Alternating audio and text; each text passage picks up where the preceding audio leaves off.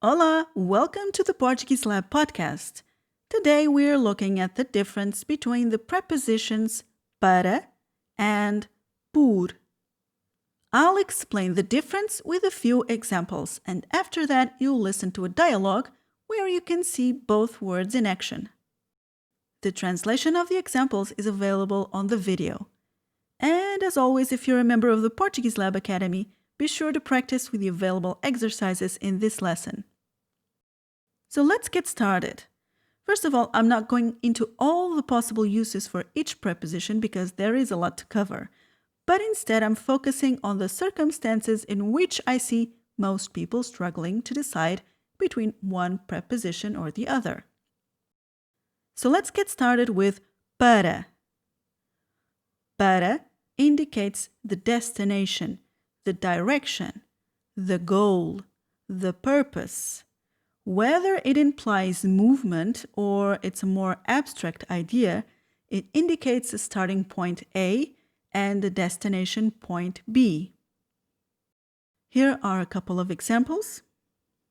Eu vou para o escritório. I'm going to the office.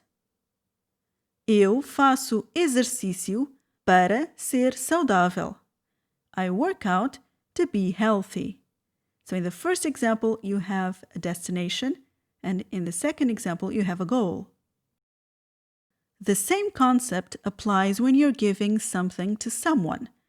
The thing goes from point A to point B.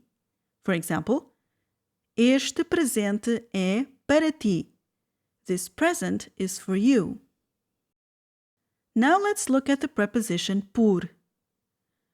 Por, on the other hand, doesn't focus on the 2 points on the destination, but on the road traveled. If it goes through something, if it goes alongside something, if it goes by some place. For example, eu vou pela floresta. I go through the forest. O autocarro passa pela minha rua. The bus goes by my street. O barco vai pelo rio. The boat goes down the river. What about when I'm talking about duration? For example, I stayed in Portugal for 2 months. Are we talking about the end point, the goal, the destination?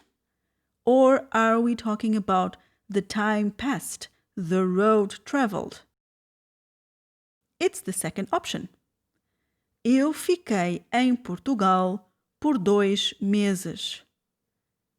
But the best thing about this option is that it's even more common to not use the preposition at all. Eu fiquei em Portugal 2 meses. Now let's see para and por in action in a short dialogue. Olá, querido. Olá, Isabel. Não estava à espera que aparecesses aqui. Surpresa! Estas flores são para mim? Oh, que amoroso! Sim. Como é que chegaste aqui? Eu pensava que ias estar no centro da cidade, no escritório. Cortei caminho pelo parque e depois apanhei o autocarro. Passa mesmo por aqui. É muito mais rápido. E para que é que vieste até aqui? Credo! Até parece que não estás contente por me ver. Vim aqui para te ver. Estava com saudades. Eu sei que só vais cá estar por 1 semana. Por isso, queria aproveitar bem o tempo. Mas eu ia sair agora mesmo. Mas para onde é que vais a esta hora? Vou para casa? Tão cedo? Por que é que estás tão estranho? Ei, está aqui um cartão nas flores. Diz, para a Carla, do teu amorzinho. Parece que afinal de contas vim aqui para te matar. Do you need some structure and guidance in your learning process?